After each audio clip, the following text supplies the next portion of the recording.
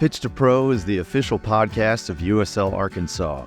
This will be our platform to tell our story about the club and the special place that we call home, Northwest Arkansas. This is a journey. We want to bring you along for the ride. We'll share what's going on behind the curtain, help educate the community at large about soccer, our league, and give updates on the progress of the club along the way. Together, we'll explore and unpack our journey to professional soccer, the magic that is NWA, our community, and talk all things soccer from on the pitch to behind the scenes, telling the story of our club. Pitch to Pro podcast is proudly sponsored by podcastvideos.com. Podcastvideos.com is Northwest Arkansas's premier podcast recording studio. Equipped with industry-leading equipment, the recording studio and services save you time, money, and hassle. They are dedicated to helping you create, record, and publish high-quality podcasts for your audience. Be sure to check them out today at podcastvideos.com. Hey, everybody, and welcome back to the Pitch to Pro podcast. I am your host, Wes Harris, Managing Director for USL Arkansas, Northwest Arkansas's professional soccer club playing in the United Soccer League. So, last episode, I talked a lot about the incredible slate, unprecedented slate of top-tier international, global soccer tournaments coming and being hosted by the United States in the U.S. In all kinds of different markets. Kansas City and Dallas are getting a lot of them here close to us. But that all starts this summer here in a couple weeks with Copa America. Copa America, remember from last episode, I described it as, let's cut out that excuse me, guys. Last episode, I described Copa America as a bit of a World Cup of the Western Hemisphere. And so that here starts in just a couple weeks, where the U.S. men's national team will be taking on the likes of Brazil, Argentina, Colombia, Uruguay, Mexico, among others, right? And they will have games in Kansas City as well as Dallas here locally. Or somewhat locally, at least close to our market, within driving distance. And so that all starts here with that tournament in just a couple weeks. And so what I thought I'd do for this next episode is I thought I would talk a little bit more about what it means to support our men's and women's national teams. And so we've talked a lot about supporter groups and culture, but it's a little bit different on the national side of things. Similarities, but some differences as well. And so here to talk about that with me today, I have an incredible guest, Mr. Al Schaefer, who is the owner-operator of the Smoke and Barrel right off Dixon in Fayetteville, which is the only American Outlaws bar, official bar in Northwest Arkansas. And he is also the head of the local Northwest Arkansas American Outlaws supporter group chapter. And so, Al, thank you so much, sir, for joining me today, and I think we're going to have an awesome discussion. Yes. So, Al, do me a quick favor and just introduce yourself, talk about, your background a little bit for everybody and how you came to Northwest Arkansas.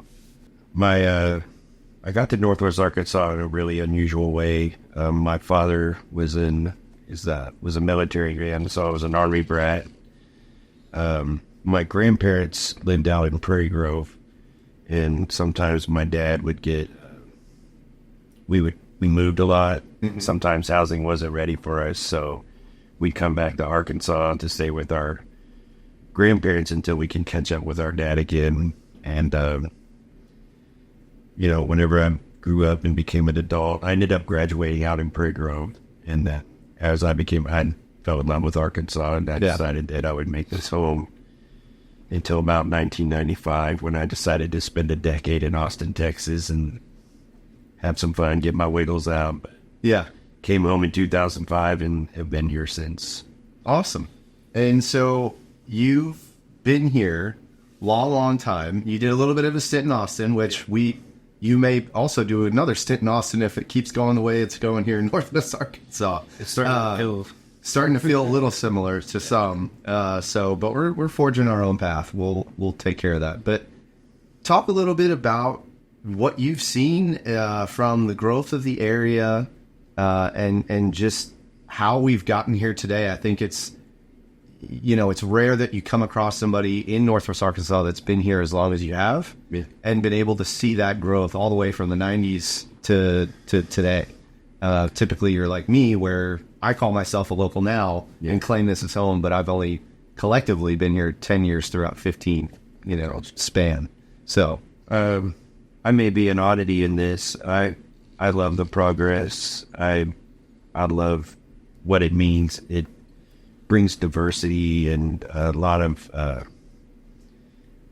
it brings some outside influences in, which I never think any of that is bad.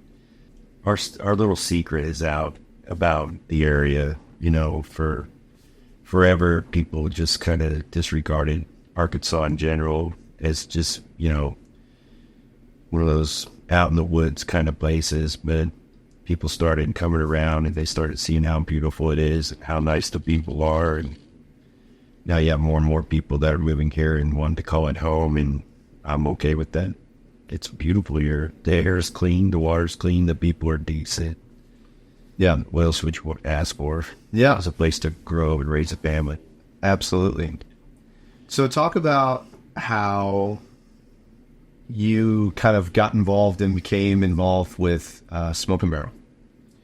A couple of friends, about 15 years ago, they had an opportunity to turnkey an old restaurant into a bar, and they did so and found immediate success in doing so, but I think it was a little crazier than they thought. We were friends from a previous job together, a couple of us, and they knew that I was a bar manager down in Austin and that I understood how the business works. And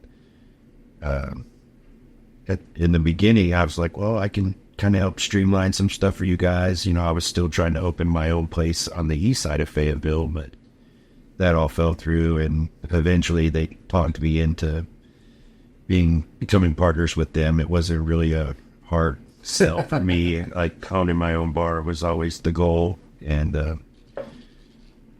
we've been down on Dixon for 15 years, and I've loved just about every minute of that.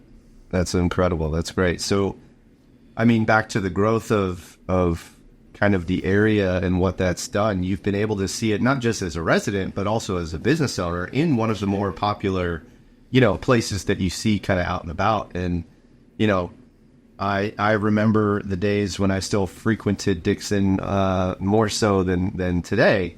And going back, whenever I do go back, now it's almost a completely different scene. And so talk a little bit about that growth and evolution of kind of what that's been like from your standpoint on as a business owner, and what has that transition been like, and the growth and everything like that down there? Oh, I think in Fayetteville, I think a lot of the growth has been young. It's been college.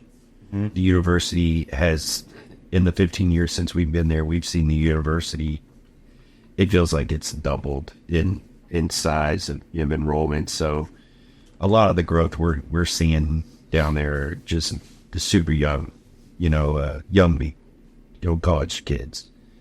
But yeah, I mean, it's obvious when they're getting creative at making new parking, right? Creating new parking solutions because of stuff like that. But without younger in the growth of probably the university, but I'd also imagine with the growth of as Walmart and all the surrounding ecosystem that comes with that, you get a lot of the folks that are earlier in their career that choose to live closer to the Fayetteville area, although that is starting to transition up here to Rogers and Bentonville areas. They put in more apartments and different things like that. We've noticed a lot of more of the young professionals not around. Right. Okay. It's been more kids. Got it. So yeah, I was trying not to. Yeah. But yeah, a lot of the young professionals we used to get in the early days of Smoke and Barrel, they come up here. They've transitioned up. You can almost pinpoint the moment that happened. Mm-hmm.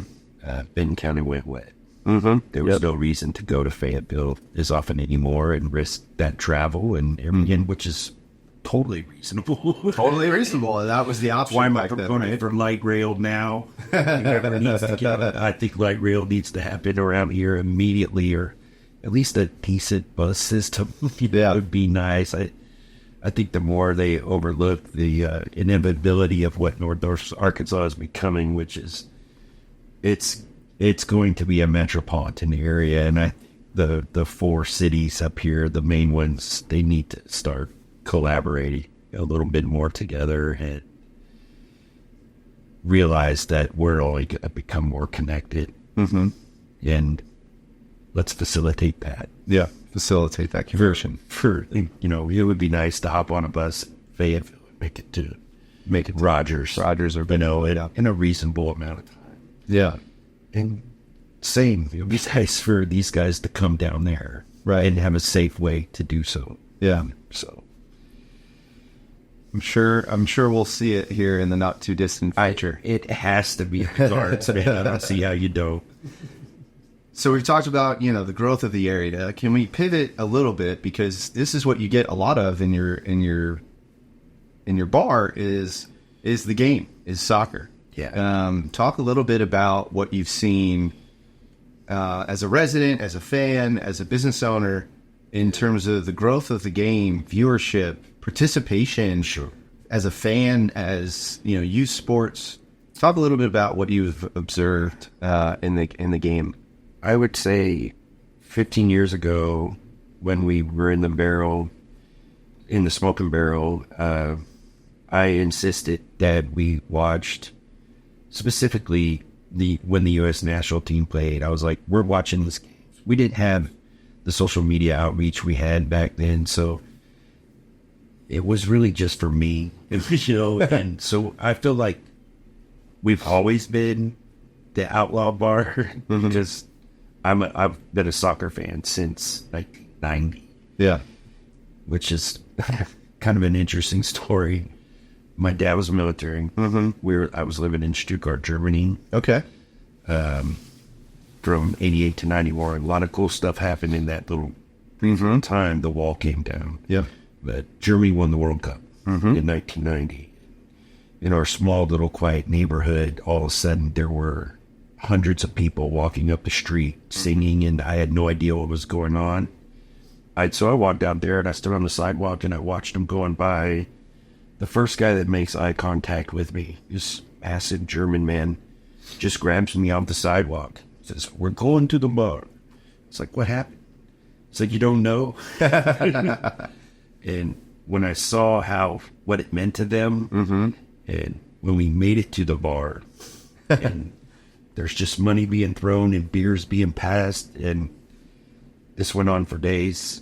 I was like, I want to see that in my country. I would love to see that type of passion and what it meant to them. I would love to see that here. And that was in 1990. That's incredible. So, when, up until very recently, if you said, yeah, I love soccer, I'm a soccer fan, in this country, it was kind of awkward. It was right. What do you mean? It's so boring. Yeah. You don't know. Yeah. I've seen 0-0 games be the most fascinating things I've ever watched on TV. Just incredible. I agree with Yeah, it's pretty awesome. So I think that's been awesome. That's how I got into soccer. And now it has grown. It has built up. It has exploded in popularity. You see these. It's happening. Yeah. There's a lot of things people complain about, the way our youth systems are set up, right? Pay to play or whatnot. You need a field and a ball, a couple backpacks. Yeah, you're playing. Yeah. That's what's amazing about it. It's so accessible. So that's great. That's an incredible story, and one that I too one day hope that I get to live out when we. Maybe in my lifetime win a World Cup, and be able to celebrate in that way. I'm gonna hang on to this mortal coil as long as I can. I don't care what it takes. So you took that and now have pivoted that into your, maybe not entirely lifelong, but a very large part of your life as a soccer supporter. And specifically, let's get into what does it mean to be a supporter of the national team, and talk a little bit about that versus your club. That some people may be very passionate about their club team, and talk a little bit about the American Outlaws and what is that culture like, and talk a little bit about that. I mean, soccer, it cut the variety of packages offered, international club, UEFA, all this stuff. People like what they like. For me, it's the international game. I love nation versus nation soccer. And while I admit that club game is way more technically good because these guys play together for lots of money all the time, I still love when these professionals come back to their country and represent that. It's fun. It's fun to have a little pride for something that means something to you. It matters. We could see the obvious difference. Anybody who's a soccer fan knows the difference between our men's team and our women's team in the scope of their success. Yes. And it's still kind of exciting in a lot of ways to support an underdog, which is our men's team. Yeah. And every victory is just that. It's awesome.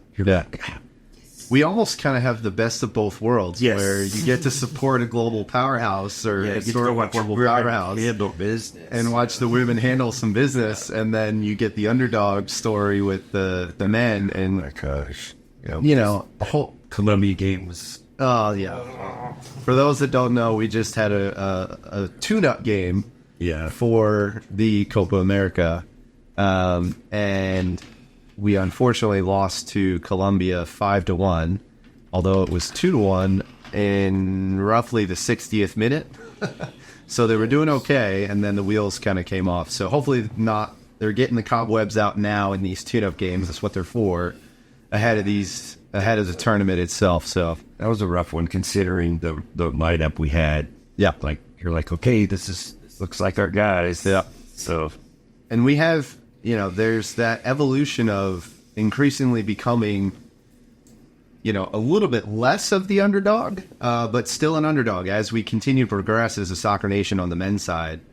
You have, I think this was the first time or one of the first times you have had the starting 11 all playing for club soccer in the top 5 leagues in the world. Yeah. And unfortunately, just, that's the thing about, to Al's point, that's the thing about the national team. Your player pool is limited to those that have citizenship in the United States, that you don't necessarily have to have been born here, but you have to have citizenship in the country. And so that limits your player pool. Whereas on the club side, you can buy and sell players from all over the world. And so if you have a specific system that you like to play, you can go and buy and sell those players to your heart's delight and within your budget and the rules, but by and large can kind of shape and mold your team around that. For sure. On the national team side, you have your player pool where the coach's job, at least in my opinion, there are coaches that will still try to impose their specific style of play. But I think from my perspective, it's the job of the national team manager to understand the talent that they have and then fit the system and their style of play to that for the best possible results with the talent and the players that they have. Within not force fit a system on players in a talent pool that doesn't fit square peg round hole, which I think has happened in a lot of the time in our history with a lot of countries as well. It has. Seen not just us. That's a fair point. Really, oh my gosh. That's a very fair point. You see that a lot. And so tough. It's really hard to. Because they also have a really limited amount of time to prepare. They do. So talk about that. That's an interesting piece too. So the national team only plays in tournaments or qualifying for tournaments or friendlies, but it's not this consistent, week in, week out like you get with your club team. So what is that like as a supporter? That's why the clubs are way more fun to watch, is because they do have all that time. As a supporter, it makes every game special. I love that. Yeah, you're like, okay, here we go. This one's going in the books. Friendly or not, it matters. It counts. And there are obvious, friendly games where they're just saying, all right, I'm going to see what this 20-year-old kid could do. Yeah. And there's other friendly games you take a lot more seriously depending on the opponent. And, we have rivals. Yeah. Of course. Oh, yeah. A lot of them, actually. Yeah. But, yeah, every game. That's an interesting take. I like that. Yeah.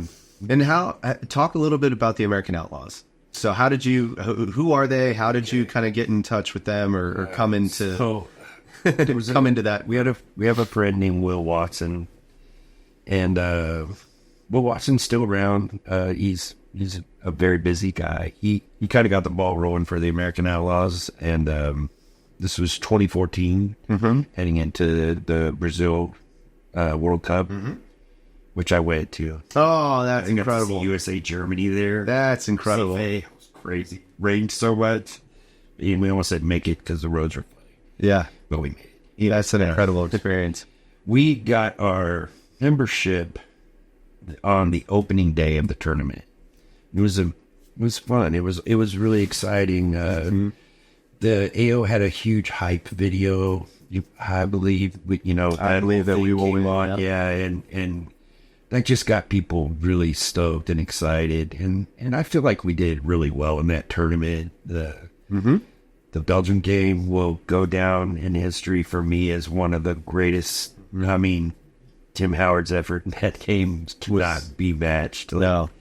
The Secretary of Defense. Yeah. 16 saves in one game for a goalkeeper when they were coming at us, and that guy stepped up. It was so fun to watch. But yeah, we got our membership that the opening day of the 2014 World Cup, and then huge turnouts for watch parties during that entire World Cup. Like, it was incredible. That it's kind of fallen off. Our watch parties have fallen off a lot, but that's also because of other places have become more engaged and have started having watch parties themselves. Originally, we were the place. Yeah. We're showing soccer. You can come watch the Razorbacks with us too, whatnot. But we're showing soccer today. Yeah. And if you want to get with that. And we were surprised at how many people were showing up. Like, oh my gosh, there's tons of like-minded people. With social media and being able to connect a little bit more with that, it really opened our eyes as to what the community of soccer fans was expanding, or we didn't know it existed. Yeah, exactly as vibrantly as it did. Just had to find each other. AO made that happen.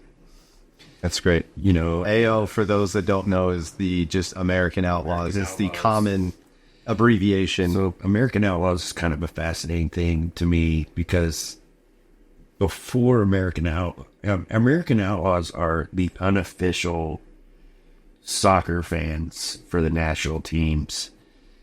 The official, I'm not going to disparage these people, but it was originally Uncle Sam's Army. Yeah. And as a young man, I'm not talking about a hooligan or nothing, but someone who wants to go party and stuff, it wasn't the scene. It was soccer moms and their kids.